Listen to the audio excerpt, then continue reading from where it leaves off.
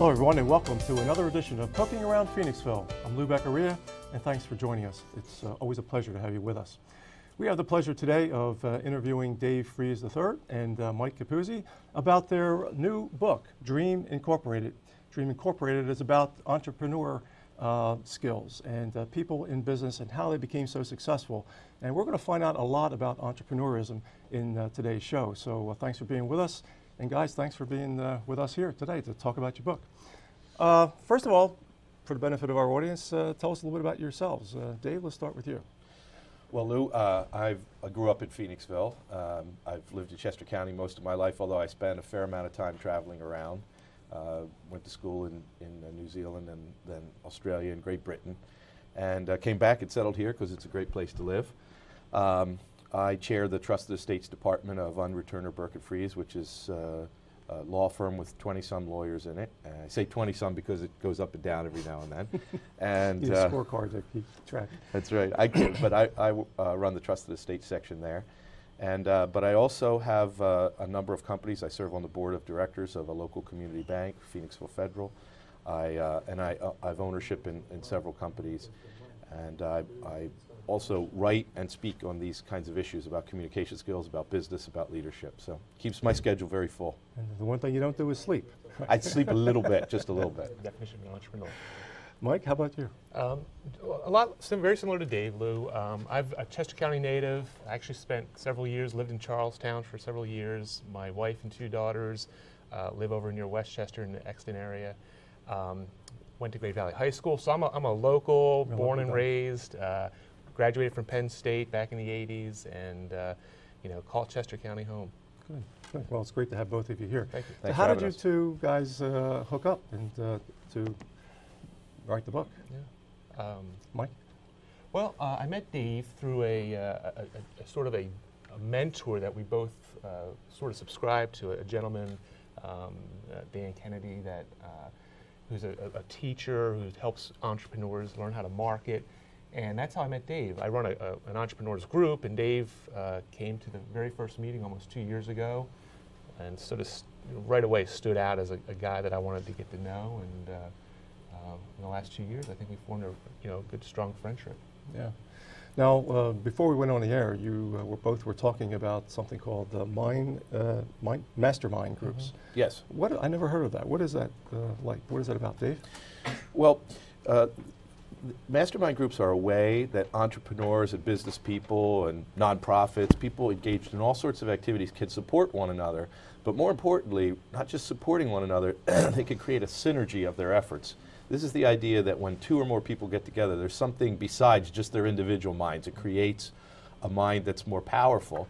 And so there are a lot of formats, and Mike runs one, I run one for executives, and we are members of one, and together. And what will often happen is that members will present ideas or problems, and then other members will contribute. This is what I would do, and that'll trigger another member to have another idea. And so each person, if they're smart, spends a very little time talking about themselves or their business, and spends most of the time listening to what others have to say. Wow. How does one become a part of the mastermind group? Is there a fee? Is there a membership some way, an application process? Or I'll let Mike talk about his. Yeah, I mean, the answer is all the above. And just to add on before I answer that, Lou, the term mastermind comes from Napoleon Hill, who wrote a very famous book back in 1937 called Think and Grow Rich. And he studied, at the time, I don't know, it was several hundred very successful, Firestone, Edison, all these very, very smart men back then, and determined common traits. And one of the common traits was that these men were all part of a mastermind group, so like-minded people getting together. There are peer-to-peer groups that can be sort of formed ad hoc, so people that are, want to get together on a regular basis. In my own personal experience, and Dave, I don't know what you would think about this, but the ones that are most effective really are the ones where you invest to be a part of, because therefore, you have that accountability, and you know when you're making an investment to be a part of a group, first of all, it elevates the group, the people that are part of it, and also it really holds your feet to the fire. But without a doubt, it's been the #1 thing that has just catapulted my business getting together. It's a phenomenal, phenomenal experience. Yeah. When you say invest, you mean a financial investment to be a part of this, or a personal investment of your own time and interest and personality? Well, both. Mike and I are members of both types, where we are really investing our time and energy, and in the other case, where we're investing time and energy, but also where people are paying, and that puts that means that they're putting their money where their mouth is, but also puts an obligation on the person who's running it and charging money to do this, Right. to add value and bring resources to the table and do things in a way that enhance the mastermind further. And even though, as Mike says, the mastermind, by that label, is really the brainchild of Napoleon Hill, you go all the way back through history, but you go to the founders and Franklin with Hunto, and there's a long history of brilliant men and women who are productive associating in groups like this to enhance what they could do individually. Do you have to be invited into a mastermind group, or can you just ask to be involved? But as long as you're an entrepreneur, I assume, right? Sure.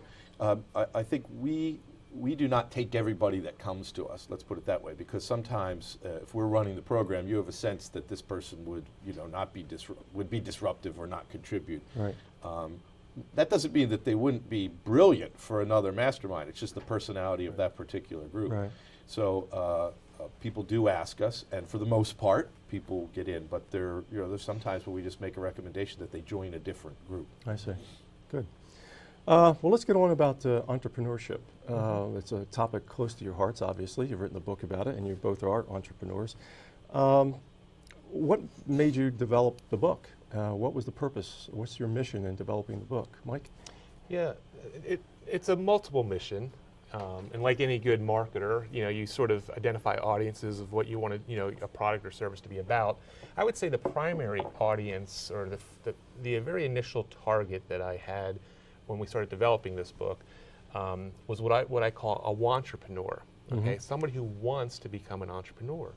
And we focus, this book is just about Philadelphia area entrepreneurs, and the reason we did that was, if it's a great area, there's a lot of people in this area, and we felt that if there was relevant stories of successful entrepreneurs, and success wasn't necessarily how big their profit and loss statement was. It could be that they're just living life on their terms, working out of their house, if that is what they mean by success. But by having relevant area stories that people can relate to, entrepreneurs can relate to, we felt that it would be an inspiration. We also asked everyone who was profiled in the book to really contribute what we called nuggets of wisdom.